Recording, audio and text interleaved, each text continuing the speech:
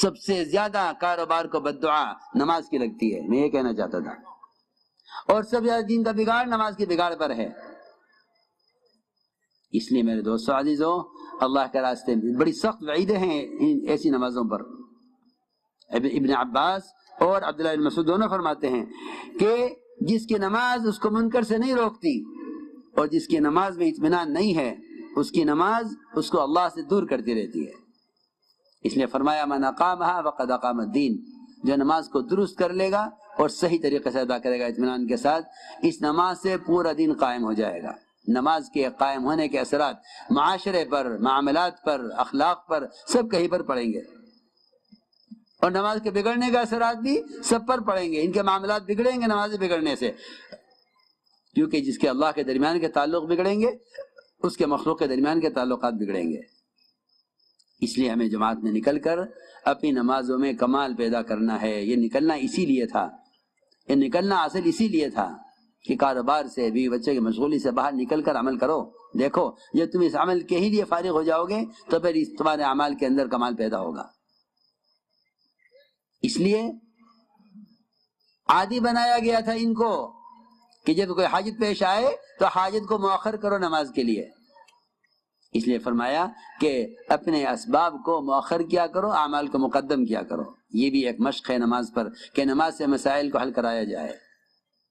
حضور اکرم صلی اللہ علیہ وسلم نے فرمایا، ایک صحابی سے جنہوں نے عرض کیا تھا کہ میں تجارت کے لیے بحرین جانا چاہتا ہوں، فرمایا پہلے 2 رکعت نماز پڑھ لو۔ کیوں؟ اس لیے کہ اللہ کی قدرت اور اس کا وعدہ تجارت پر نہیں ہے، اس کا تو وعدہ عبادت پر ہے، اس کا تو وعدہ عبادت پر ہے، تجارت پر نہیں ہے۔ یہ تو سبب امتحان کے لیے ہے اور نماز اطمینان کے لیے۔ میں نماز پڑھ کر اللہ سے مانگا ہے، اللہ دیں گے۔ اس لیے اپنی حاجت کو مؤخر کیا کرو فرض نماز کے لیے۔ فرماتے عبداللہ بن مسعود رضی اللہ تعالیٰ عنہ، احملوا حوائجکم علی المکتوبہ، اپنی حاجت کو مؤخر کیا کرو فرض نماز کے لیے۔ فلاں مسئلہ پیش آ گیا ہے، ظہر کے بعد نماز کے لیے جائیں گے مسجد میں، اللہ سے کہیں گے۔ ابھی یہ مزاج نہیں ہے، حالانکہ اندازہ کریں وہ محمد صلی اللہ علیہ وسلم جو فرما رہے ہیں ان ربی یطعمنی ویسقینی، میرا رب مجھے کھلاتا ہے پلاتا ہے۔ روایت میں ہے کہ آپ کے لیے آسمان سے کھانا گرم، کیا کہتے ہیں برتن کو جس میں کھانا گرم رہتا ہے؟ ہاں، گرم برتن کے اندر بند آسمان سے کھانا اتر کر زمین پر آتا ہے اور گرم رہتا ہے، اور آپ اس میں سے کھایا آپ نے، اور جتنا کھایا اتنا کھا کر اس برتن کو آسمان پر واپس بھیج دیا۔ آپ نے فرمایا اگر میں اس کو باقی رکھتا تو نہ یہ کھانا کبھی ختم ہوتا نہ کبھی سڑتا، کھاتے رہتے ہمیشہ کے لیے اس میں سے۔ جنت کا کھانا تھا، نہ ختم ہونے والا ہے اور نہ خراب ہونے والا ہے۔ سوچو، غور کرو، جن کے لیے آسمان سے کھانا بند ڈبے میں تیار اترے، ایسے نبی 3 مرتبہ بھوک کی شدت سے مسجد جا رہے ہیں اور نماز پڑھ کے اللہ سے کھانا مانگ رہے، اور پھر اگر پوچھ رہے گھر میں کھانا آیا کہ نہیں آیا، پھر مسجد میں، پھر اگر پوچھا، پھر مسجد گئے، پھر اگر پوچھا، 3 مرتبہ کے بعد 4تھی مرتبہ میں کھانا آیا ہے۔ کیوں؟ آپ کو اس کی کیا ضرورت تھی؟ آپ یہ بھی کہہ رہے ہیں میرا مجھے کھلاتا ہے پلاتا ہے۔ اللہ نے آپ سے یہ بھی کہا ہے ہم آپ سے رزق آپ کو ہم دیں گے، ہم آپ سے روزی کمانا نہیں چاہتے، پھر آپ یہ کام کر رہے ہیں کیوں؟ اپنی امت کو دعا کے ذریعے مسائل کے حل کی تعلیم دینے کے لیے اور اپنے آپ کو اللہ کے سامنے محتاج ظاہر کرنے کے لیے، ورنہ آپ صلی اللہ علیہ وسلم نے بادشاہت والی نبوت کا انکار کر دیا تھا کہ مجھے یہ بادشاہت والی نبوت نہیں چاہیے، مجھے فاقہ والی نبوت چاہیے تاکہ میں عاجز ہو کر تجھ سے مانگوں۔ اس زمانے کے اسباب تو مسجد میں آنے سے روک رہے ہیں، اور اس زمانے میں لوگ عام طور سے سمجھتے تھے کہ ہمارے مسائل کا حل مسجد میں ہے، جا کے اللہ سے کہو مسجد میں۔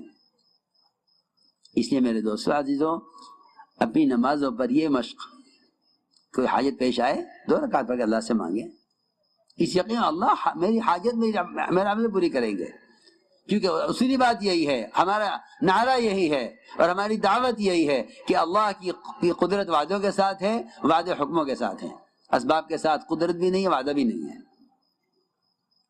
اس یقین پر خود بھی آؤ، دوسروں کو بھی اس یقین پر لاؤ۔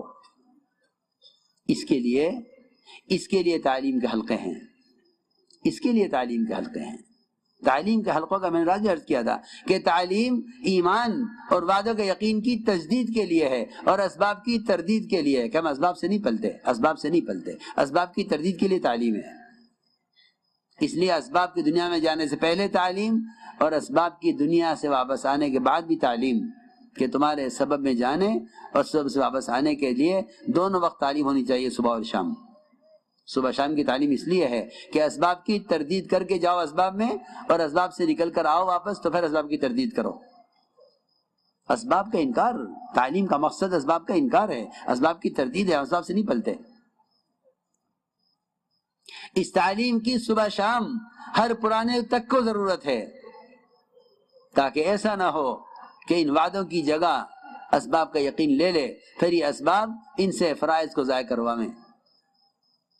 اسباب کی تردید کے لیے تعلیم ہے، اور وعدوں کے یقین کو تازہ کرنے کے لیے تعلیم کے حلقے ہیں۔ اصل کام یہ تھا، میں نے رات بھی عرض کیا تھا تفصیل سے، کہ علی رضی اللہ تعالیٰ نے گھر میں داخل ہو کر جو سب سے پہلا کام کیا ہے وہ یہ کیا کہ یہ جو کچھ اللہ نے دیا ہے یا اپنے نبی کی زبان پر جو وعدہ تھا اس وعدے کو پورا کیا۔ یہ تعلیم ہے، اپنی کمائی کی شکل نہیں بتائی آ کر، بلکہ اللہ کے وعدے کا پورا ہونا بتایا، کہ میں اپنی کمائی کی شکل کا اور کوشش کا انکار کرتا ہوں، صرف اللہ کا وعدہ ہے جو اللہ نے میرے لیے پورا کیا ہے۔ اس لیے میرے دوستو عزیزو، تعلیم کتنی دیر ہو، یہ سوال بہت سے لوگوں کے ذہنوں میں، گھروں کی تعلیم بھی، مسجد کی تعلیم بھی۔ بڑے سعید میاں بھوپالی رحمۃ اللہ علیہ، انہوں نے پوچھا تھا مولوی صاحب سے کہ تعلیم کتنی دیر ہونی چاہیے؟ حضرت نے فرمایا کہ تعلیم 1.5 گھنٹہ تو ہونی چاہیے کم سے کم۔ کتنی؟ 1.5 گھنٹہ ہے۔ جن اسباب کی تردید کے لیے تعلیم ہے ان اسباب میں تو بیٹھے ہیں 15 گھنٹے۔ سوچو، جن اسباب کی تردید کے لیے تعلیم ہے ان اسباب میں تو رہے 15 گھنٹے دکان پر، اور تعلیم میں بیٹھے 5 منٹ 3 منٹ، بہت زیادہ ہوا تو 10 منٹ نہیں۔ فرمایا کہ کم سے کم 1.5 گھنٹہ تعلیم ہو۔ سعید میاں نے عرض کیا کہ حضرت میں جماعت میں لے کر نہیں پوچھ رہا، میں تو مقام کی پوچھ رہا ہوں۔ حضرت فرمایا میں مقام کی نہیں کہا کہ میں تو مقام کی نہیں، میں جماعت میں لے کر نہیں پوچھ رہا ہوں، مقام کی پوچھ رہا ہوں۔ حضرت فرمایا میں مقام کی بتا رہا ہوں، جماعت میں لے کر تو 3 گھنٹے تعلیم ہوگی، میں مقام کی بتا رہا ہوں کہ مقام پر رہتے ہوئے گھر میں اور مسجد میں کم سے کم 1.5 گھنٹہ تعلیم ہو۔ اب ساتھی یہ کہتے ہیں کہ جی وہ لوگ جانا چاہتے ہیں مصلی، کسی کو کوئی حاجت ہے، کسی کی کوئی ضرورت ہے، کسی کو کوئی تقاضا ہے، تو میں کہا کرتا ہوں کہ جس کو جانا ہے جائے۔ مسجد کا عمل جانے والوں کے تابع نہیں ہے، مسجد کا عمل تو مسجد کا عمل ہے، مسجد کا عمل تو مسجد کا عمل ہے، جیسے نماز مسجد کا عمل ہے، تعلیم مسجد کا عمل ہے۔ مسجد کی جماعت کے ذمے ہے، مسجد کے امام کے ذمے ہے کہ وہ اپنی تعلیم پوری کرے۔ جو بیٹھنا چاہے گا جتنی دیر بیٹھے گا، باقی جانے والے چلے جائیں گے۔ اور یہی مسجد نبوی کا معمول تھا کہ تعلیم ہو رہی تھی، 3 آدمی مسجد میں داخل ہوئے، ایک تعلیم میں جڑ کر بیٹھا، ایک شرما کر پیچھے رہا، ایک اعراض کر کے چلا گیا۔ آج بھی ایسا ہی ہے کہ بعض تعلیم میں جڑ کر بیٹھتے ہیں۔ محلے میں بہت سے لوگ ایسے ہیں جو متقاعدین کو کیا کہتے ہیں، ریٹائرڈ لوگ ہیں، فارغ ہیں، کوئی کام نہیں ہے، گھر میں پڑے رہتے ہیں بیکار۔ اچھا ہے مسجد میں رہیں، مسجد کے کھوٹے بنے، ایسے لوگوں کو مسجد میں رکھو، آنے والوں کو کلمہ سکھلا دیں، دعوت دیں، عالم ہے مسائل بتلائیں، قاری ہے قرآن پڑھائے۔ بے شمار لوگ ہیں ان کا فارغ وقت مسجد میں گھر میں گزرتا ہے، بیکار پڑے پڑے، ریٹائرڈ ہو گئے ہیں، کوئی کام نہیں ہے۔ یہ تو 24 گھنٹے مسجد میں رہ سکتے ہیں، 24 گھنٹے اپنی ضرورت کے لیے ذرا سا مسجد میں گھر چلے جائیں اور مسجد میں آ جائیں، یہ تو 24 گھنٹے مسجد کو آباد کر سکتے ہیں۔ 24 گھنٹے مسجد آباد رہ سکتی ہیں، ایسے لوگ ہیں ہر محلے میں جو ریٹائرڈ ہیں، متقاعد ہیں، انہیں کوئی کام نہیں ہے، فارغ ہیں ملازمت سے، تجارت سے، مسجد آگے پڑ جاویں، مسجد کھوٹے بن جاویں. تو میں نے عرض کیا کہ تعلیم کم سے کم آدھے گھنٹے سے شروع کریں اور 1.5 گھنٹے تک پہنچائیں اس کو، جس میں تعلیم کا طریقہ یہ ہے کہ نماز کے بعد تعلیم ہو، اور ایسی نماز کے بعد جس نماز میں زائد لوگ شریک ہوتے ہیں تعلیم ہو، اور جو آدمی جانا چاہے وہ چلا جائے. کیا بات ہے؟ کسی کا پاؤں پکڑ کے بٹھانا زبردستی تو ہے نہیں، یہ تو مسجد کا عمل ہے نا. ایک جیسے نماز مسجد کا عمل ہے، تعلیم مسجد کا عمل ہے. اگر خدا نہ کرے کوئی یہ کہنے لگے کہ امام صاحب تکان بہت ہے اور تقاضا بھی ہے جانے کا، اگر بجائے ظہر کی 4 رکعت کے 2 پڑھا دیں. یہ تو مسجد کا عمل ہے، یہ 4 رکعت ظہر کی نماز 4 رکعت ہوتی ہے. ہاں مثال دے رہا ہوں کہ جیسے مسجد کا عمل 4 رکعت نماز ہے، ایسے مسجد کا عمل تعلیم ہے. تعلیم کا عمل تو پورا ہو. اگر ہم نے مسجد کی تعلیم کو مصلیوں کی رغبت اور ان کی چاہت کے اعتبار سے کیا تو تعلیم ختم ہو جائے گی. 2 منٹ میں 2 حدیثیں پڑھنے کو لوگ کہیں گے بھئی یہ کر لو تاکہ یہ بات ثابت ہو جائے کہ ہماری مسجد میں تعلیم ہوتی ہے. نہیں، اس لیے نہیں ہے تعلیم.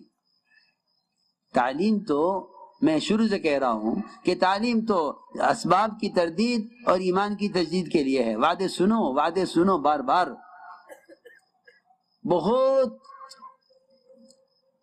دیر کے بعد جا کر دل متوجہ ہوگا اس یقین کی طرف، جب ایک وقت گزرے گا فرشتوں کے پروں میں ان یقین اور اللہ کے وعدوں کا یقین رکھنے والی مخلوق اور اللہ کی اطاعت کرنے والی مخلوق فرشتے ایک وقت تک ان کے پروں میں رہنے کے بعد تب کہیں جا کے دل متوجہ ہوگا اس تعلیم میں اللہ کے وعدوں کا یقین کی طرف.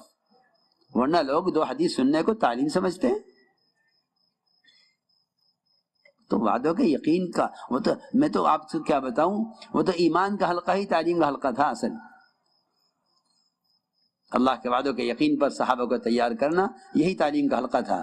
بس یہاں کتاب پڑھی جاتی ہے، وہاں زبانی آپ صحابہ کے سامنے بیان فرماتے تھے. اس لیے تعلیم مسجد کا عمل ہے. مسجد کا امام، مسجد کا کہ کام کرنے والا ساتھی جو بھی تعلیم کرائے وہ تعلیم کرائے. جو بیٹھے ہیں وہ بیٹھے ہیں، مسجد کی جماعت پوری شرکت کرے تعلیم میں.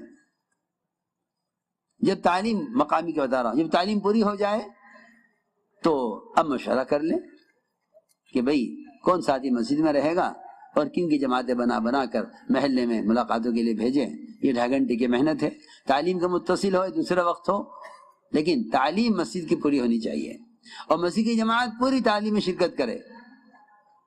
جب تعلیم پوری ہو جائے مسجد کی، اس کے بعد پھر مسجد کی آبادی کی محنت ہو جس وقت بھی ہو. لیکن تعلیم موقوف نہیں ہے محلے کے لوگوں پر کہ بھئی لوگ جانا چاہتے ہیں تعلیم بند کرو، ایسا نہیں ہے. ہاں جو بھئی بلکہ کہتے تعلیم کرنے والا 10 منٹ 15 منٹ 20 منٹ بعد جب دیکھے کہ بھئی لوگوں کو اندازہ ہو جاتا ہے لوگ اٹھنا چاہتے ہیں، کہہ دے کہ بھئی تعلیم تو ابھی جاری رہے گی. کسی کو اگر کوئی شدید ضرورت ہے تو وہ جا سکتا ہے، کسی کو باندھ کر بٹھانا تو ہے نہیں. یہ ہے طریقہ تعلیم کا. اور اس میں بھی اس بات کا پورا لحاظ رکھا جائے کہ صبح کی تعلیم میں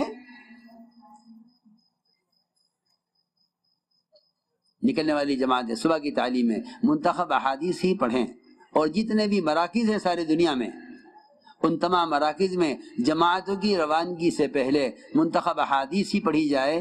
جیسا اس وقت بھی ان جماعتوں کی روانگی سے پہلے اس وقت بھی پونا گھنٹہ 1 گھنٹہ تعلیم منتخب حدیث سے کی گئی، اسی لیے تاکہ اللہ کے راستے میں نکلنے سے پہلے اللہ کے راستے میں نکلنے کے فضائل، آداب، لا یعنی سے بچنے کے فائدے اور لا یعنی باتوں کے نقصانات، یہ ساری اللہ کے راستے میں پیدل چلنے کے فضائل، خدمت کے فضائل، یہ سارے فضائل ہر مرکز میں ہر اجتماع میں جماعتوں کی روانگی سے پہلے منتخب احادیث تعلیم کر کے مجمع کو اس کے لیے تیار کیا جائے کہ اللہ کا راستہ کیا ہے اور اس میں نکلنے کے آداب اور طریقے کیا ہیں، اس کے فضائل کیا ہیں.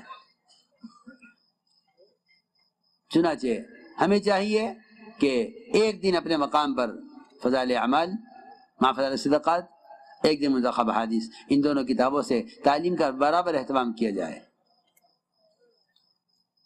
جو جماعتیں اللہ کے راستے میں نکل رہی ہیں وہ جماعتیں صبح میں 3 عمل کریں گے۔ پہلا عمل قرآن کو صحیح کرنے کا حلقہ جو انتہائی ضروری ہے، اور دوسرا عمل اس کے بعد صبح کی تعلیم میں منتخب حدیث تعلیم ہو، اس کے بعد سیاسی بات کا مذاکرہ، یہ صبح کی تعلیم میں۔ ظہر کے بعد کی تعلیم میں فضائل اعمال مع فضائل صدقات اہتمام سے پڑھی جائیں، اور ان کے ساتھ ساتھ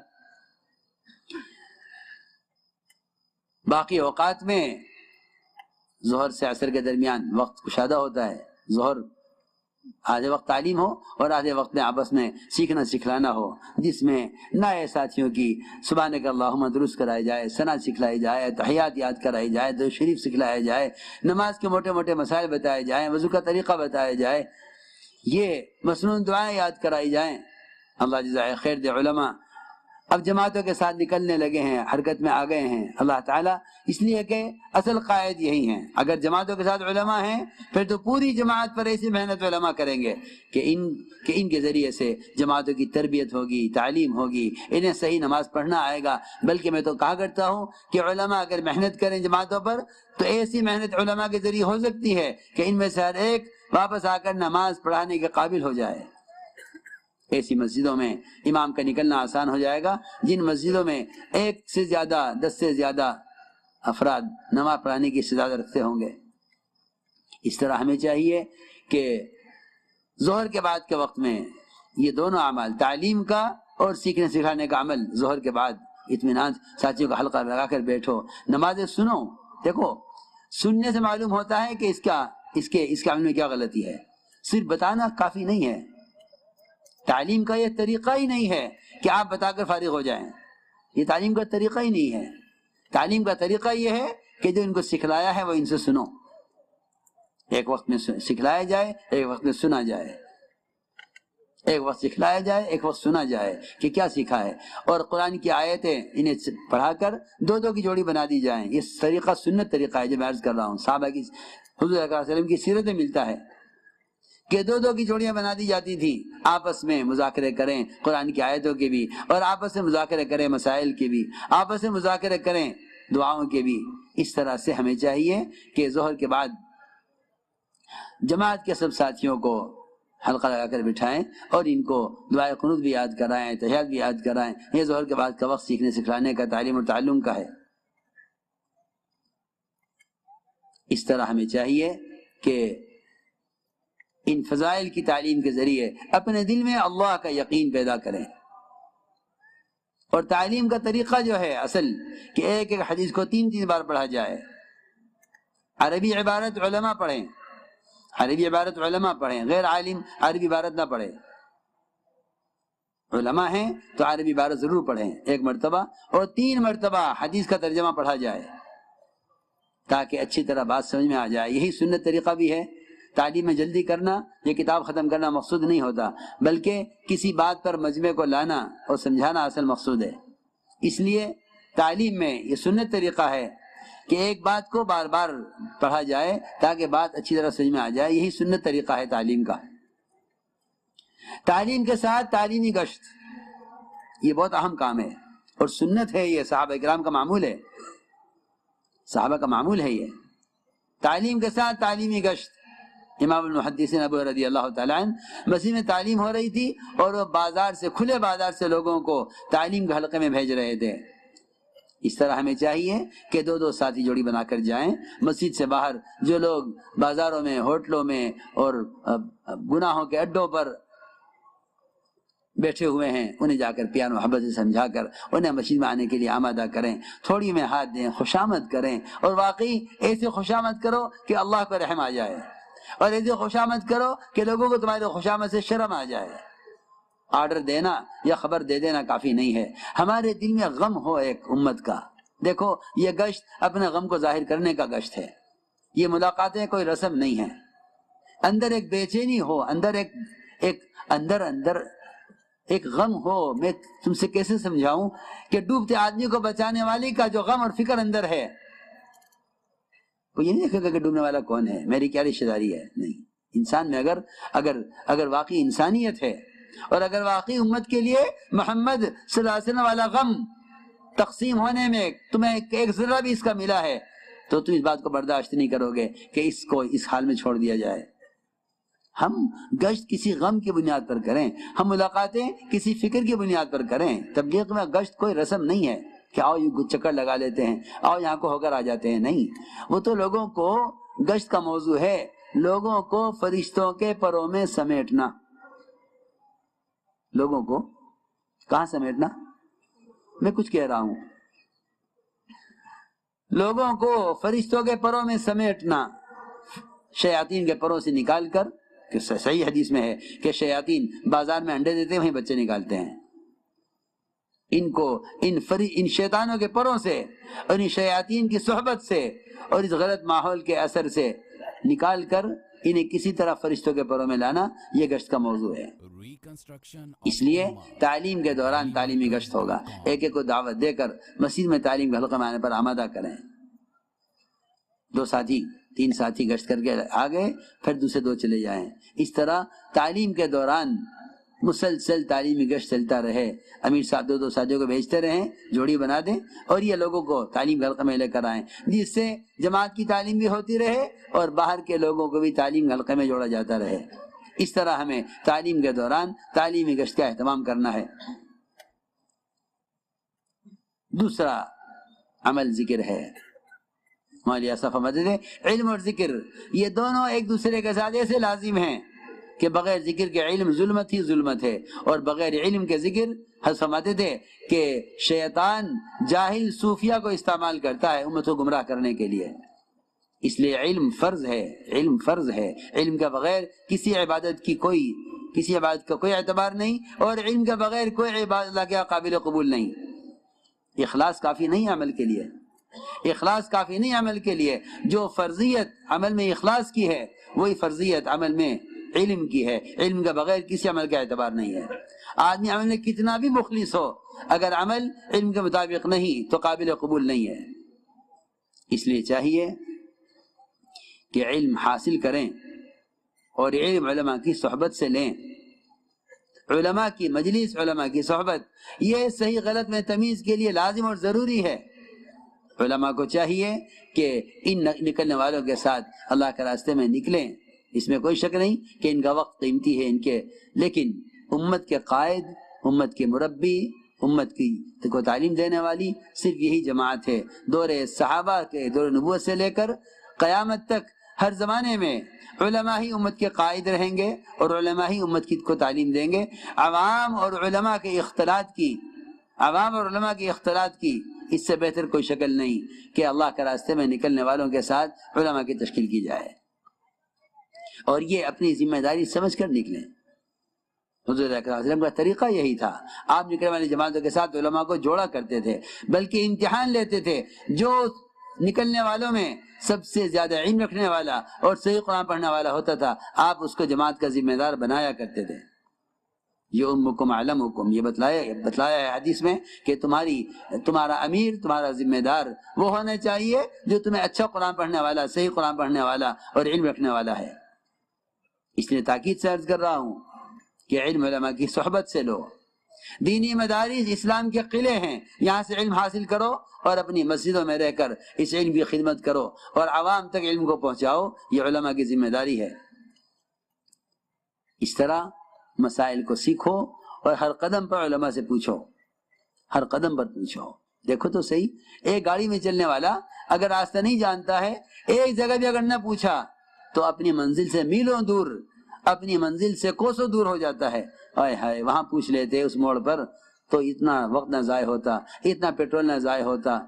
جہاں جس کام کے لیے جا رہے تھے وہ کام بھی نکل گیا، ہاتھ سے نکل گیا، وقت پر نہیں پہنچ سکے کیونکہ ایک موڑ، صرف ایک موڑ غلط مڑ گئے. ایک چوراہے پر غلط مڑ گئے. کہیں ایسے راستے آئیں گے جہاں 4 6 راستے نکل رہے ہوں گے. اگر نہ پوچھا تو آپ جانتے ہیں کہ لوگ تقریبات فوت ہو جاتی ہیں، چھوٹ جاتی ہیں، وقت پر پہنچ نہیں پاتے ہیں، ٹرینیں چھوٹ جاتی ہیں، راستہ بھول گئے. جی ہاں، کیوں؟ لیکن پوچھا نہیں. لو جہاں بھٹک کر واپس آنے کا راستہ ہے، جہاں بھٹک کر واپس آنے کا بھی راستہ ہے اور موقع ہے، وہاں تو پوچھنے کا اہتمام کرتے ہیں، اور جس قبر سے واپس آ کر پوچھنے کی کوئی گنجائش نہیں ہے وہاں کے لیے پوچھ کر نہیں چلتے۔ سوچو تو صحیح، ایک مرتبہ سبحان اللہ کہنے کی اجازت نہیں ملے گی کہ قبر سے باہر آ کر ایک مرتبہ سبحان اللہ کہہ لے، اس لیے کہ وہاں جب اس ذکر کے فضائل اور اس کا اجر دیکھے گا تو کہے گا اے اللہ ساری دنیا دے دوں گا فدیے میں، صرف ایک مرتبہ سبحان اللہ کہنے کی اجازت مل جائے دنیا میں جانے کے لیے، ایک مرتبہ سبحان اللہ کہنے کے لیے اس کی اجازت نہیں ہوگی۔ جی ہاں، وہ کہے گا مجھے واپس کر دیں۔ اللہ اس کی واپسی کی درخواست کو قرآن میں بکواس کہتے ہیں۔ جی ہاں، انہا کلمۃ ہو قائلھا، بکواس کر رہا ہے۔ سنو میں کیا کہہ رہا کہ یہاں تو اگر راستہ بھٹک بھی گئے آ جائیں گے واپس، کہاں جائیں گے؟ لیکن اگر شریعت میں اور دین میں بغیر پوچھے چلے تو قبر سے واپس آنے کا پوچھنے کا اور قبر سے واپس آنے کا کوئی امکان نہیں ہے، کوئی امکان نہیں ہے۔ اس لیے میرے دوستو عزیزو، ہر قدم پر علماء سے پوچھو، شادیوں میں، بیاہ میں، اپنی کاروبار میں، خرچ کرنے کمانے میں، ایسی باریک، ایسی ملون اور مزین شکلیں حرام کی تیار کر دی ہیں یہود و نصارہ اس امت کے لیے کہ جس چیز کو حلال سمجھتے رہیں گے مدتوں ہی نہ معلوم نہیں ہوگا کہ یہ حرام ہے۔ ایسی شکلیں کمائی کی اور ایسے اسباب مہیا کریں گے کہ یہ کہیں گے ہاں، اس کا حدیث میں آتا ہے کہ ایک زمانہ ایسا آئے گا کہ حرام ہوگا، لیکن لوگ کہیں گے کہ یہ وہ حرام نہیں جو پہلے والا حرام تھا، یہ تو حلال معلوم ہوتا ہے۔ جی ہاں، لوگ کہیں گے حالانکہ وہ حرام ہوگا، مگر لوگ کہیں گے کہ یہ وہ حرام نہیں ہے، یہ تو دوسری قسم کی چیز ہے۔ جی ہاں، اس طرح لوگ حرام میں مبتلا ہو جائیں گے۔ فرمایا کہ اپنے کاروبار کو، اپنے معاملات کو، اپنی کمائی کے نقشوں کو حکم بر لاؤ، ہر قدم پر پوچھو علماء سے، ہر قدم پر پوچھو علماء سے میں جو کر رہا ہوں صحیح ہے یا غلط ہے، اور واقعی علماء سے پوچھ کر چلو۔ صرف کتاب پڑھ کر عمل کر لینا، اس میں معلومات تو حاصل ہو سکتی ہیں لیکن تربیت اور تعلیم نہیں ہو سکتی۔ تربیت اور تعلیم تو علماء کی صحبت اور مجالس سے ہے۔ اس طرح ہمیں ذکر کا اہتمام کرنا ہے، صبح شام کی 3 تسبیحات، ایک تسبیح تیسرے کلمے کی، سبحان اللہ والحمدللہ ولا الہ الا اللہ واللہ اکبر ولا حول ولا قوت الا باللہ العلی العظیم، ایک تسبیح درود شریف کی استغفار کی۔ یہ 3 تسبیح صبح شام جی لگا کر اللہ کے متوجہ ہو کر پڑھنے کا اہتمام کریں۔ افضل ذکر قرآن کی تلاوت ہے، یہ اللہ کی ذات سے نکلا ہوا کلام ہے، یہ کلمات بندے کی زبان ہے، قرآن اللہ کی ذات سے نکلا ہوا کلمہ ہے، قرآن اللہ کی ذات سے نکلے ہوئے کلمات ہیں، اس لیے قرآن کی تلاوت سے افضل کوئی ذکر نہیں۔ حدیث میں آتا ہے جس کو قرآن کی تلاوت کی وجہ سے ذکر دعا کا وقت نہ ملے اللہ اس سے بہتر اس کو عطا فرما دیتے ہیں۔ اسی لیے سجدہ سب سے زیادہ اللہ کے قرب کا موقع ہے، لیکن پھر بھی قیام سجدے سے افضل ہے کیونکہ قیام میں قرات ہے، قرآن کا پڑھنا ہے۔ اس لیے عرض کر رہا ہوں کہ قرآن کی تلاوت کو اپنا معمول بنائیں، قرآن کی تلاوت کو اپنا معمول بنائیں، اور قرآن کو قرآن میں دیکھ کر پڑھیں۔ یہ میں بہت تاکید سے کہتا ہوں، آج کے لیے ایک فیشن چلا ہے، فیشن کہوں یا بیماری کہوں یا سنت کی مخالفت کہوں یا خلفاء راشدین کے طریقوں کا مٹانا کہوں کہ موبائلوں میں قرآن کا رکھے پڑھو، اس میں بھی کوئی حرج نہیں ہے، قرآن میں پڑھ لو، اس میں پڑھ لو، کیا اس میں کیا فرق ہے؟ کیونکہ جب خلفاء راشدین اور جن کے طریقوں کو مضبوطی سے تھامنے کا اللہ کے نبی نے حکم دیا ہے احادیث میں، جب ان کے طریقوں سے مناسبت ختم ہو جاتی ہے، جب ان کے طریقوں سے تعلق ختم ہو جاتا ہے اور جب ان کے طریقوں کی عظمت دل سے نکل جاتی ہے تو پھر مسلمان نئے طریقوں کو اور نئے رواجی چیزوں کو استعمال کرنے میں کوئی شرم، کوئی جھجک محسوس نہیں کرتا۔ وہ کہتا ہے جائز ہے، کس نے کہا ہے کہ ناجائز ہے؟ مسئلہ جائز ناجائز کا نہیں ہے، مسئلہ اس کا ہے کہ تمہیں کن کے طریقے محبوب ہیں، آیا اس زمانے کے نئے طریقے محبوب ہیں یا وہ طریقے جن پر اللہ تعالیٰ صحابہ سے راضی رہے وہ طریقے مطلوب ہیں۔ عثمان رضی اللہ عنہ کا قرآن پھٹ گیا تھا مسلسل دیکھ کر پڑھنے کی وجہ سے، عبداللہ بن عمر نماز اور اذان کے درمیان قرآن کو، وضو اور نماز کے درمیان قرآن کو دیکھ کر پڑھا کرتے تھے، یہ ان کا معمول تھا۔ اس لیے کہہ رہا ہوں تاکید سے کہ قرآن کو قرآن میں دیکھ کر پڑھیں۔ ہاں، یہ اپنی عبادات کو نئے فیشنوں پر، اپنی عبادات کے رواجی طریقوں پر لے جانا، یہ جہالت ہے، اور یہ خلفاء راشدین سلف صالحین کے طریقوں کی مخالفت ہے۔ اگر اس پر چلتے رہے تمہاری آئندہ آنے والی نسل نہیں سمجھے گی، تمہاری آئندہ آنے والی نسل نہیں سمجھے گی کہ قرآن کے پڑھنے کا کیا طریقہ تھا۔ پچھلے جتنے بھی صحابہ کے اور محمد صلی اللہ علیہ وسلم کے طریقے ختم ہوئے ہیں، وہ خدا کی قسم صرف اس لیے کہ یہود و نصارہ یہ چاہتے ہیں کہ ان میں اعمال کا اثر باقی رہے لیکن سنتیں کسی طرح ختم ہوں۔ اس لیے چاہیے کہ قرآن کو قرآن میں دیکھ کر پڑھا جائے۔ اور یہ بھی تاکید کروں گا میں کہ قرآن کی تلاوت کے ساتھ ساتھ قرآن کا ترجمہ ضرور دیکھا کرو کہ اللہ ہم سے کیا چاہتے ہیں، تاکہ قرآن کے مضامین کا اللہ ہم سے کیا کہہ رہے ہیں۔ اللہ تو ہم سے براہ مخاطب ہیں، یا ایھا الذین آمنوا، یا ایھا الذین آمنوا، اللہ تو ہم سے کہہ رہے ہیں اے ایمان والو، اے ایمان والو۔ ایمان والوں کا حال یہ ہے کہ جھوٹے اخبار سمجھ کر پڑھتے ہیں اور سچا قرآن سمجھ کر نہیں پڑھتے، جبکہ اخبار کی خبر کی کل تردید آ جائے گی، خبر جھوٹی تھی، لیکن قرآن جب سے لکھا گیا ہے اس وقت سے لے کر قیامت تک جو کچھ ہوگا، قیامت کے بعد جو کچھ ہوگا، وہ سب قرآن میں لکھے ہوئے کے مطابق ہوگا۔ قرآن کی کوئی خبر ایسی نہیں جس کو کہا جائے کہ یہ ہوگا یا نہیں ہوگا۔ اس لیے عرض کر رہا ہوں کہ قرآن کی تلاوت کے ساتھ ساتھ قرآن کے ترجمے کو بھی ضرور دیکھیں۔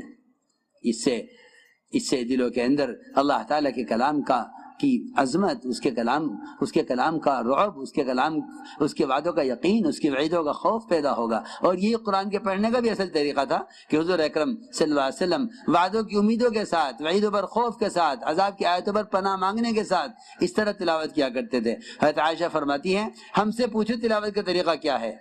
تم لوگ قرآن پڑھتے ہو ایسے جیسا ایک آدمی پورا گلاس پانی کا ایک سانس میں پی جائے، تم قرآن ایسے پڑھتے ہو۔ فرمایا ہے عائشہ رضی اللہ تعالیٰ عنہ نے کہ جس نے ایک رات میں پورا قرآن پڑھ ڈالا اس نے قرآن پڑھا ہی نہیں ہے۔ ہم سے پوچھو کہ قرآن پڑھنے کا سنت طریقہ کیا ہے، ہم بتائیں گے، کیونکہ ہم نے حضور اکرم صلی اللہ علیہ وسلم کو قرآن پڑھتے ہوئے دیکھا ہے۔ حضرت عائشہ فرماتی ہیں کہ آپ ایک ایک آیت پر، وعدوں کی آیت پر امید کرتے، وعید کی آیت پر پناہ مانگتے، سوال کی آیت پر سوال کرتے، بعض مرتبہ ایک ہی آیت پر آپ کو پوری رات گزر جایا کرتی تھی۔ تو اس لیے عرض کر رہا ہوں کہ اللہ کے راستے میں نکل کر اپنے آپ کو اس طرح متوجہ کرو۔ تبلیغ کوئی رسم نہیں ہے، یہ کوئی رواجی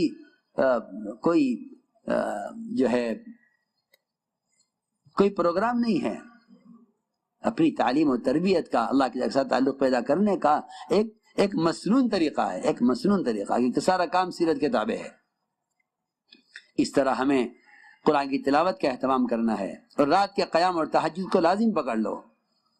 اس کا تو اپنے آپ کو عادی بنا لو۔ جو رات کے قیام اور تہجد کا عادی بن جائے گا، فرمایا کہ سب سے زیادہ نفس کو کچلنے والا، دعوت کی بات کو واضح کرنے والا، اور سب سے بڑھ کر دعوت کے کام میں مدد کرنے والا یہ رات کا قیام اور تہجد ہے، جو صحابہ کرام پر 1 سال تک فرض رہی، 1 سال کے بعد اللہ نے اس کو نفل کیا ہے۔ دوستو عزیزو، یہ ہیں وہ سارے اعمال عبادت کے جن کے ذریعے اللہ کی ذات کے ساتھ تعلق پیدا کرنا ہے۔ اگر اللہ کے ذات کے ساتھ تعلق پیدا نہیں ہوگا تو مخلوق کے ساتھ تعلقات بگڑیں گے۔ اس زمانے میں جتنا فساد مسلمانوں میں ہے، خواص میں یا عوام میں، حکام یا عوام کے درمیان، خواص یا عوام کے درمیان، بھائی بھائی کے درمیان، باپ بیٹے کے درمیان، خدا کی قسم اس سارے فساد کا اصل سبب اللہ کی ذات کے ساتھ تعلق کا بگڑنا ہے۔ اس لیے کہ جو اپنے اللہ کے درمیان کے معاملات کو درست کر لے گا، اللہ اس کے مخلوق کے درمیان کے معاملات کو درست فرما دیں گے۔ یہ خروج کا اصل مقصد ہے کہ اللہ کی ذات کے ساتھ تعلق پیدا ہو۔ لیکن نکلنے کے زمانے میں جن کے ساتھ نکل رہے ہیں وہ اجنبی لوگ ہیں۔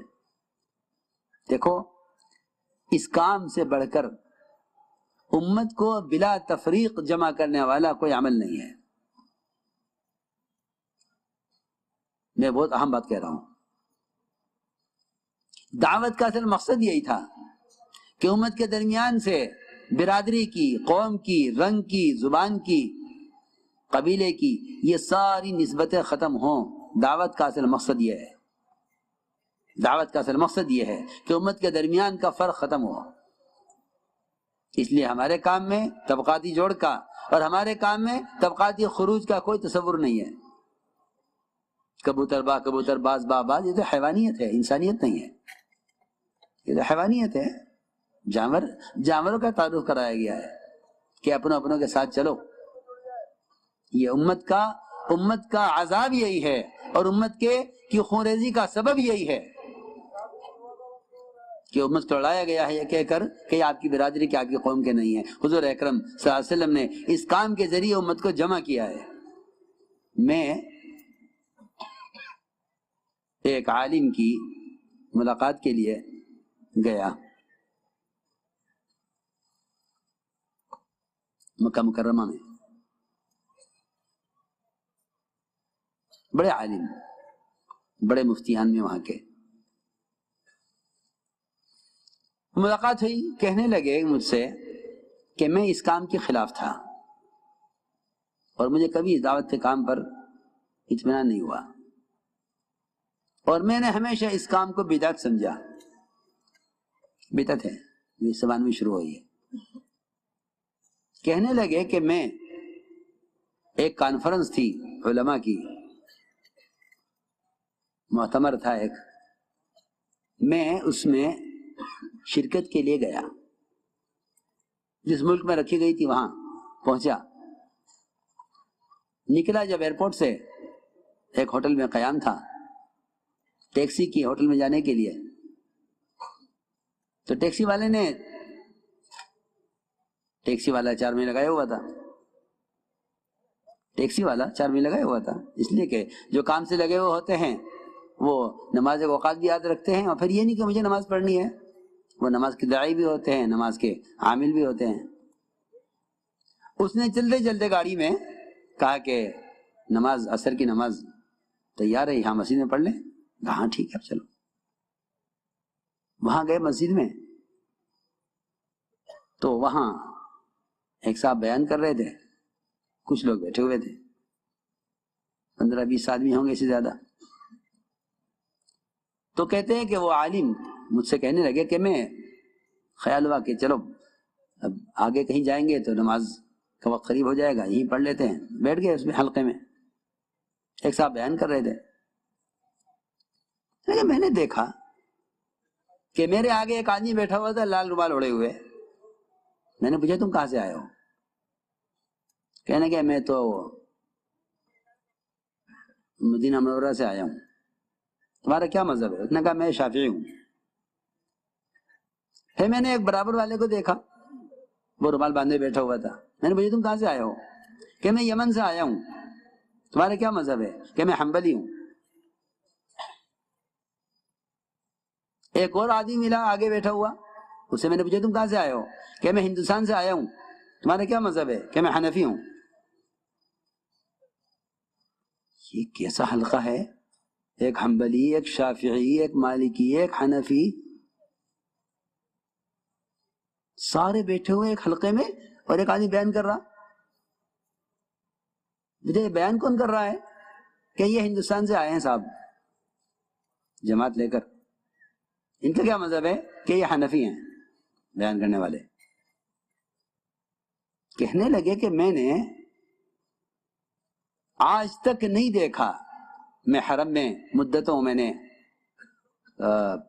درس دیا حرم میں نے کبھی نہیں دیکھا کہ ایک مذہب کے حلقے میں دوسرے مذہب کا آدمی بیٹھا ہو۔ وہ حنفیہ کا حلقہ لگا ہوا ہے، وہ مالکی کا حلقہ لگا ہوا ہے، وہ شوافی کا حلقہ لگا ہوا ہے، ان کے شافعی امام ہیں، شافعی ان کے جو ہے مدرس ہیں، ان کے واعظ ہیں، وہ ان کے حلقے میں، وہ ان کا حلقہ ادھر، ان کا حلقہ ادھر۔ ایک طالب علم بھی پورے حلقے میں ایسا نہیں جو دوسرے مذہب کا ہو۔ یہ کون سی جماعت ہے جس نے سارے مذاہب کو جمع کیا ہوا ہے؟ جو بات کر کے فارغ ہوئے، میں نے پوچھا کہ آپ کون ہیں، کہاں سے آئے؟ کہنے کہ جی ہم تو جماعت ہیں، اور نظام الدین سے جماعت بھیجی گئی ہے ہماری یہاں کام کرنے کے لیے۔ اور ہم کام کر رہے ہیں، اور یہ لوگ تو جنہیں ہم نے گشت کر کے جمع کیا ہے، یہ تو مقامی لوگ ہیں. کہنے لگے کہ میں اس کام کو جو سمجھا وہ میرا پہلا دن تھا اس کام کو حق سمجھنے میں، کہ یہ وہ کام ہے جس نے امت کو بلا تفریق جمع کر لیا ہے، ورنہ امت بٹ گئی تھی زبان میں، مذہب میں، رنگ میں، نظریات میں. تو میرے دوستوں عزیزو، اصل سنت یہ ہے کہ امت کو جمع کیا جائے بلا تفریق. اسی لیے حضور اکرم صلی اللہ علیہ وسلم نے فرمایا یا اقسم غزو مع غیر قومک، اقسم اللہ کے راستے میں نکلو اپنی قوم کے علاوہ کے ساتھ، تمہارے اخلاق اچھے ہو جائیں گے، تم باعزت ہو جاؤ گے اپنی قوم میں. تو میں نے عرض کیا کہ یہ اللہ کے راستے کا خروج اس لیے کہ اگر برادری قوم کے اعتبار سے نکلیں گے تو برادری قوم کو تفریق کو قوت ملے گی، اور اگر برادری اور قوم کی نسبت سے نکل کر ایمان والے کا اکرام صرف مومن ہونے کی وجہ سے ہے تو امت جمع ہو جائے گی. کیوں اکرام کر رہے ہو؟ کیا مسلمان ہے؟ اس لیے تبلیغ میں اکرام مسلم ہے، تمہارے کا اکرام کرو، ہمیں نہیں معلوم یہ کون ہے، لیکن آپس کی اخوت اور بھائی چارگی وہ وجود نہیں جب آئے گی جب تمہارا نکلنا ایک مسلمان کے ساتھ اس کے صرف مسلمان ہونے کی وجہ سے ہو. اس لیے اللہ کے راستے میں کا یہ خروج یہ امت کی اجتماعیت کے لیے، اور امت کو قومیت، زبان اور علاقائیت، اس لیے کہ یہ میرا علاقہ ہے، آپ کا علاقہ، یہ تو اللہ مجھے معاف فرمائے، یہ تو سب سے گھٹیا جانور کتے کا مزاج ہے کہ یہ ایریا میرا ہے، یہ ایریا تمہارا ہے. آپ دیکھیے گلیاں اور محلے، آپ گاؤں دیہات میں جا کر دیکھیے، گاؤں کے شاید کارپوریشن کا، بلدیہ کا اور حکومت کا جغرافیہ اتنا زیادہ اہم اور مضبوط نہیں ہوگا جتنا ان کا جغرافیہ بنایا ہوا مضبوط ہوتا ہے. ان کتوں کا کہاں تک کس کتے کی کس کی حد کہاں تک ہے اور کہاں سے دوسرے کتوں کی حد شروع ہوتی ہے. آپ گاؤں سے گزریں، کتے گاڑی کے پیچھے وہاں تک بھاگیں گے جہاں تک ان کی حد ہے، اس سے آگے نہیں جا سکتے، وہاں سے دوسرے کتے شروع ہو جائیں گے. ہاں آپ دیکھیں، میں تو کوئی خالی بات ہی نہیں کر رہا. ہاں اچانک رات کو 2 بجے شور ہو جاتا ہے محلے میں کتوں کا کہ دوسرے محلے کا کتا ان کے محلے میں آ گیا. جی ہاں، برداشت نہیں کر سکتے، وہ انہیں معلوم ہے ہماری حد کہاں تک ہے، ہمارا گاؤں کہاں تک ہے. خدا نہ کرے، اللہ نہ کرے یہ بات مسلمان میں کہ ہمارا علاقہ ہے تمہارا علاقہ ہے، ہماری مسجد تمہاری مسجد. اس کی خدا کی قسم اس سے بڑا کوئی مجرم نہیں ہوگا جو امت کی تفریق کی بات کرے، کیونکہ صحیح حدیث میں ہے کہ ایک آدمی اللہ کی رضا والے اعمال، اعلیٰ درجے کی نماز، اعلیٰ درجے کا روزہ، اعلیٰ درجے کی زکوٰۃ، اعلیٰ درجے کا حج، اعلیٰ درجے دین کی محنت کر کے جائے گا، لیکن زبان سے کوئی ایسا لفظ نکلا ہوگا جس سے امت میں تفریق پیدا ہوئی ہے تو اللہ تعالیٰ اس کو جہنم میں ڈالیں گے.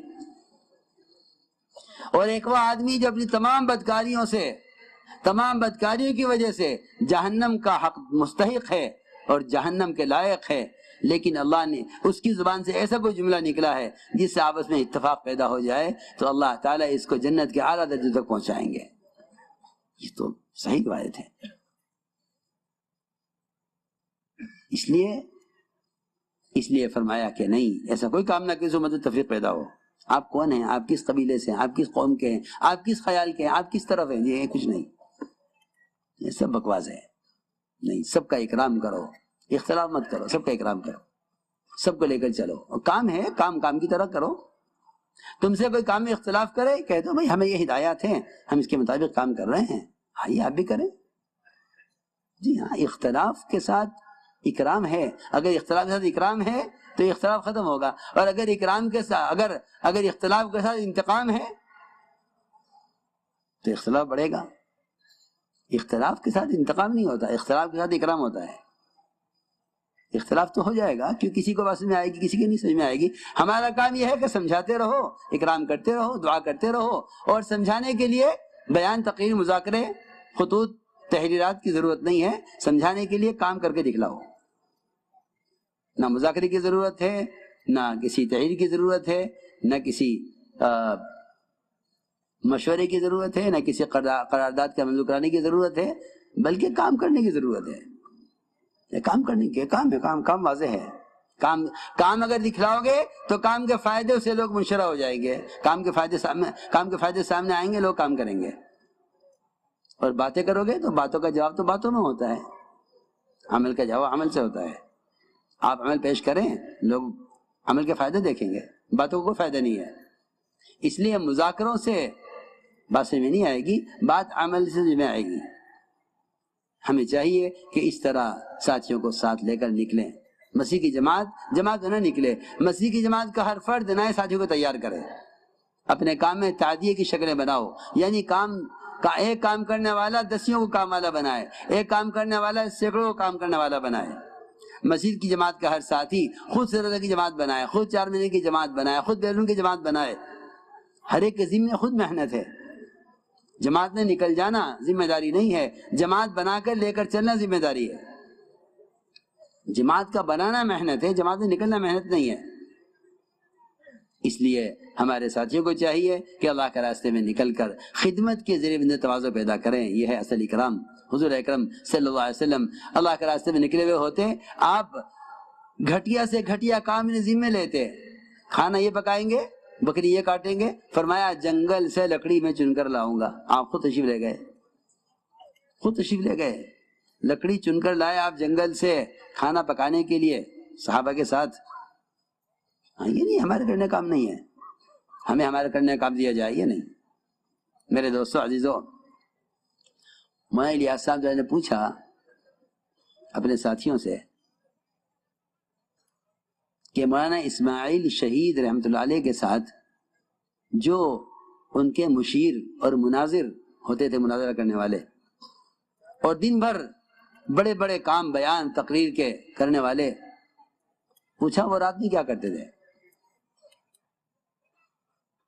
کہ کسی نے کہا جی وہ تہجد پڑھتے تھے، کسی نے کہا جی وہ تو ذکر میں رہتے تھے، کسی نے کہا جی وہ تو بعض وہ تھے جو وظائف اور رات کو دعائیں کرتے تھے. دن بھر اسماعیل شہید رحمۃ اللہ علیہ کی تحریک کو آگے بڑھانے اور کامیابی کے لیے. مولانا الیاس صاحب نے سب سے پوچھا،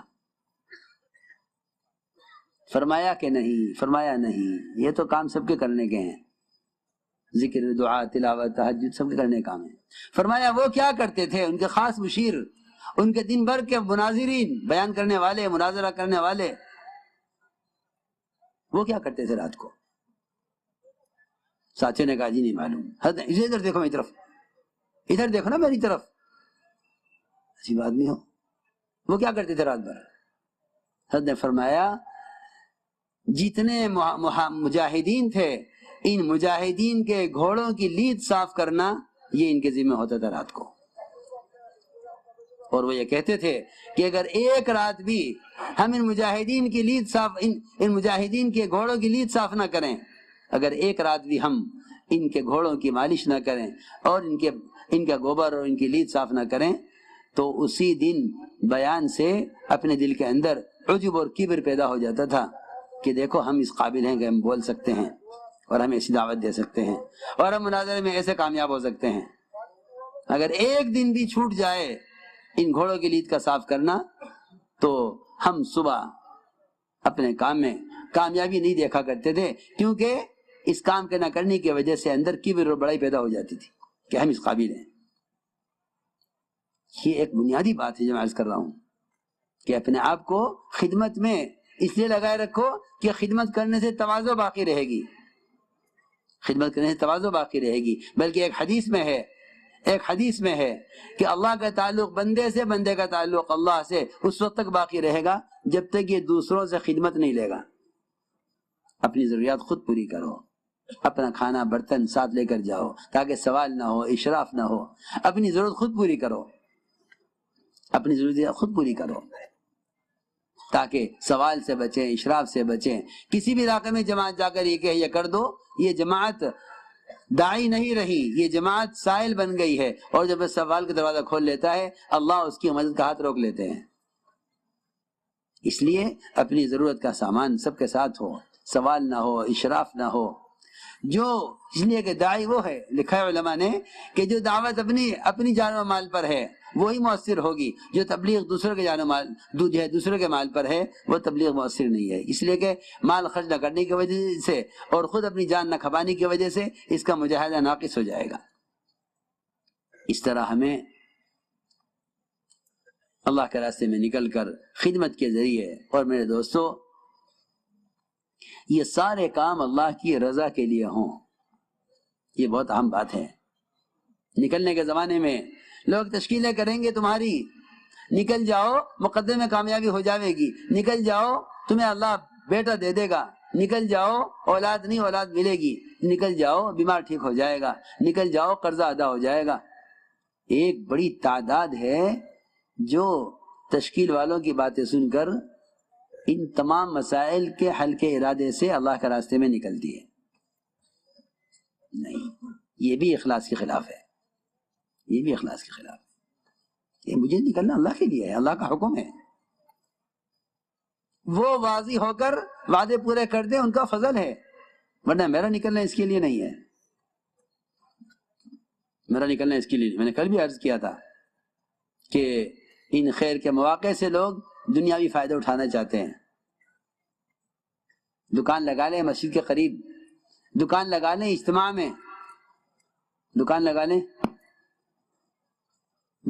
لیں تبلیغی اجتماع میں، تاکہ آنے والے مجمع خریدے گا۔ اتنا بڑا مجمع کہاں ملے گا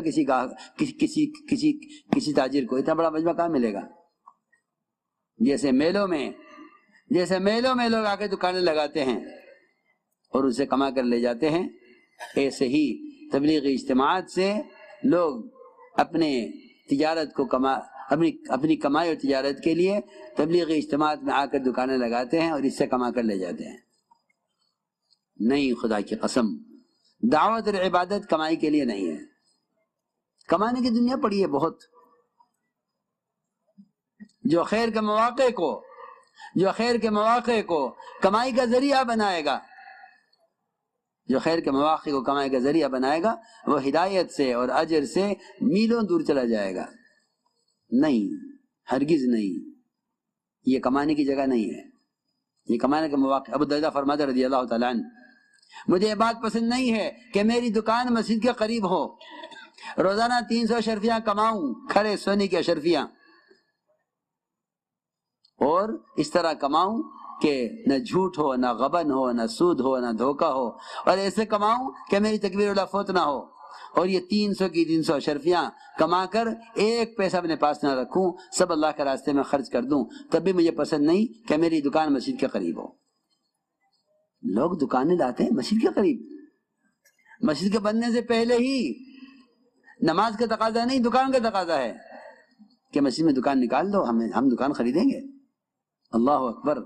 جو مسجد نماز کے لیے ہے اس مسجد سے نماز سے زیادہ دکان کا تقاضا ہے۔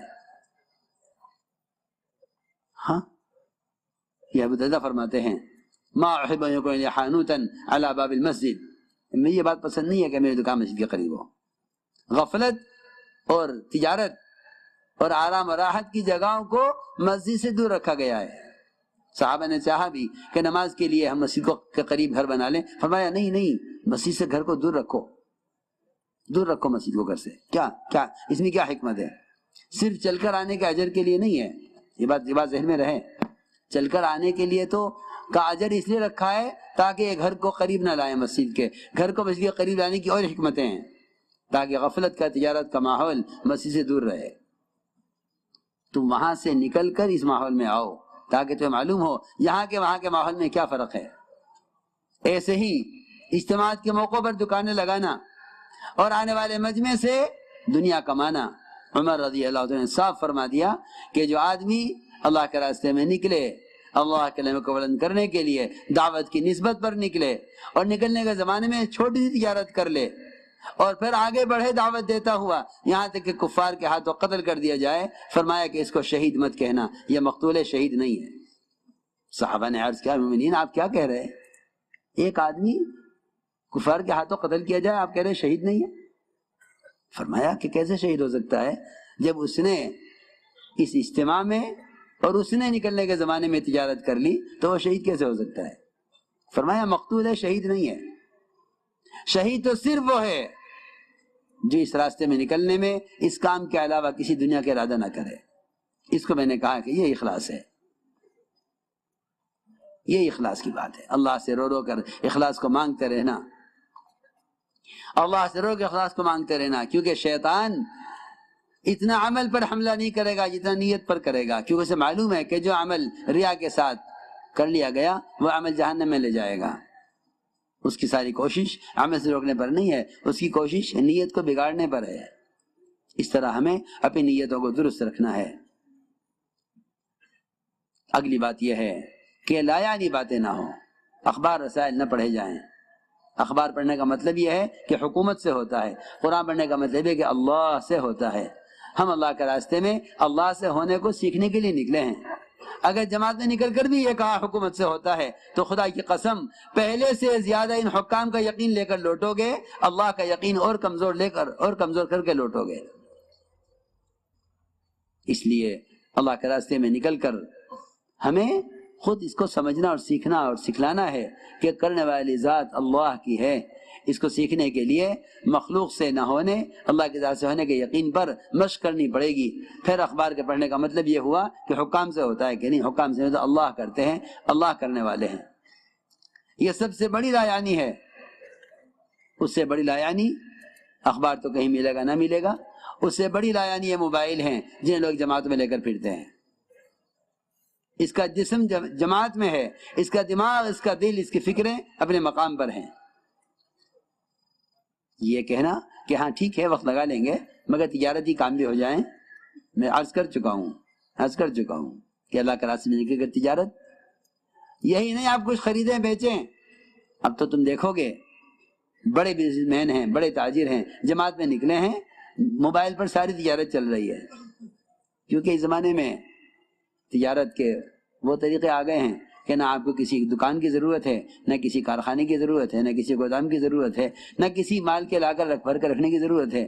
سنا یہ ہے کہ لوگ موبائل پر تجارت کر لیتے ہیں، چیز خرید بھی لیتے ہیں، بیچ بھی دیتے ہیں۔ ہاں کیوں؟ جماعت میں نکل کر یہ تجارت ہدایت کیسے ملے گی؟ اس کے علاوہ جتنا اوقات کو ضائع کرنے والا اور جتنا ایمان کی حلاوت کو ختم کرنے والا اور جتنا فرشتوں کی آمد کو روکنے والا یہ موبائل ہے، خدا کی قسم اس سے بڑا فحش دنیا میں اب تک کوئی پیدا نہیں ہوا تھا، اس سے بڑا شیطان دنیا میں کوئی پیدا نہیں ہوا۔ یہ 100 شیطانوں کا ایک شیطان ہے جس سے جماعت میں ساتھی لے کر پھرتے ہیں اور سمجھتے ہیں کہ ہم بیانات ٹیپ کر کے پہنچا رہے ہیں، دین کی خدمت کر رہے ہیں۔ دین کی خدمت نہیں کر رہے، دین کے ساتھ کھیل کر رہے ہیں، یہ دین کے ساتھ کھیل کر رہے ہیں، یہ خیانت ہے، یہ دین کے ساتھ کھیل کرنا ہے کہ آوازیں ٹیپ کر کے پہنچانا اور سمجھتے ہیں کہ دین کی خدمت کر رہے ہیں۔ مجھے تعجب ان لوگوں پر جو بیانات ٹیپ کر کے پھیلاتے ہیں اور سمجھتے ہیں کہ ہم دین کی خدمت کر رہے ہیں۔ نہیں، یہ خدمت نہیں ہے، یہ خدمت نہیں ہے، بلکہ دین کی باتوں کو لے کر خود پھرو، یہ دین کی خدمت ہے۔ نشر و اشاعت کرنا اور آوازیں منتقل کرنا یہ تو رواجی چیزیں ہیں، ان سے ہدایت کے ملنے کا، تربیت کا اور علم کے پھیلنے کا تو کوئی سوال ہی نہیں ہے۔ یہ تو دھوکہ لگائے زمانے کے لوگوں کو کہ یہ بھی ایک طریقہ ہے، یہ کوئی طریقہ نہیں ہے۔ میں کل بھی عرض کیا تھا، میں نے نماز جیسا محدود وقت کا عمل، اسلام کا رکن فریضہ نماز، اس کے لیے جمع کرنے کے واسطے اگر ڈھول اور سارنگی اور آگ جلا کر لوگوں کو جمع کرنے کا ارادہ کیا تو آپ نے اس کو پسند نہیں فرمایا۔ بھائی یہودیوں کا طریقہ ہے، نصارہ کا طریقہ ہے، مجوس کا طریقہ ہے، ہمارا طریقہ یہ نہیں ہے کہ ہم اس پر آواز دے کر لوگوں کو نماز کے لیے جمع کریں۔ تم جا کر لوگوں کو نماز کے لیے بلا کر لاؤ جی۔ اور اس زمانے کے لوگ ان حالات کو جو محض فحش سے اور گند سے بھرے ہوئے ہیں، انہیں دین کی اشاعت کا ذریعہ سمجھتے ہیں اور اسے کرنے کو دین کی خدمت سمجھتے ہیں کہ ہم خدمت کر رہے ہیں، کہ آپ کی بات وہاں پہنچا رہے ہیں۔ ہمیں ان لوگوں سے بالکل اتفاق نہیں ہے اور ان لوگوں کے اس کام سے بالکل خوشی نہیں ہے جو دین کی باتوں کو ٹیپ کر کر کے پھیلاتے ہیں۔ یہ طریقہ نہ اسلام کا ہے، نہ سنت کا ہے، نہ یہ دعوت کا مزاج ہے. ہمارے جیسے کہ ملفوظات میں ہے کہ ہمیشہ اس کام کو آلات اور رواجی شکلوں سے، اخبار اور رسائل سے اس کام کو بچانا ہے، کیونکہ اس کام کا مقصد احیاء سنت ہے اور یہ چیز خلاف سنت ہے. بس سب بات ہے، لا یعنی باتیں ہرگز نہ کیجو. احد کے میدان میں صحابی شہید کیے گئے، احد کے میدان میں صحابی شہید کیے گئے اور ان کی لاش کو وہاں سے اٹھا کر ان کے گھر پہنچایا گیا. حضور اکرم صلی اللہ علیہ وسلم تشریف لے گئے ان کے گھر اور آپ نے ان کے گھر والوں کو تسلی دی. ان کی والدہ بیٹھی ہوئی تھی لاش کے پاس، ان کے چہرے سے مٹی پہنچتے ہوئے کہنے لگی میرے بیٹے تمہیں جنت مبارک ہو، تمہیں جنت مبارک ہو. آپ نے فرمایا ان کی والدہ سے تم نے اس کو کیسے جنتی کہہ دیا؟ تمہیں کیا معلوم کہ اس نے اللہ کے راستے میں نکل کر بیکار بات کی ہو؟ ذرا اندازہ تو کریں. ہم تعلیم ہو گئی، اب بیٹھے ہیں، دکان پہ کسی چھوڑ کر آئے تھے، کھیت کا کیا حال ہے؟ تم گھر میں کسی چھوڑ کر آئے، گھر والی کا کیا حال ہے؟ گھر کی باتیں شروع ہو گئی. اور وہاں احد کے میدان میں جبکہ شہید کے خون کا قطرہ پہنچتا نہیں زمین پر، اس سے پہلے اس کی مغفرت کر دی جاتی ہے. شہداء احد کے اور صحابی، اور آپ کیا فرمایا ان کی والدہ سے؟ تم نے اس کو کیسے جنتی کہہ دیا؟ تمہیں کیا معلوم اس نے دو کام اللہ کے راستے میں نکل کر کیے ہوں، ایک لا یعنی باتیں کی ہوں، یا دوسرا کام یہ کہ کوئی لوٹا، کوئی چادر، کوئی لاٹھی، کوئی ضرورت کی چیز کسی کو دینے سے انکار کر دیا ہو جس کے دینے میں اس کا کوئی نقصان نہیں تھا. یہ بھی فرمایا ساتھ میں. ساتھی کہتے ہیں میرا لوٹا ہے تو میری چادر ہے. فرمایا کوئی چیز اپنے بھائی کو دینے سے روکنی ہو جس کے دینے میں اس کا کوئی نقصان نہیں تھا. تو میں نے عرض کیا کہ لا یعنی باتیں نہ ہوں. اس طرح ہمیں اللہ کے راستے میں نکلنے میں وقار، سنجیدگی، اپنے امیر کو پہچاننا، امیر کی اطاعت کے ساتھ چلنا، چلنے میں بھی خاص طور پر بازاروں کے ماحول سے گزریں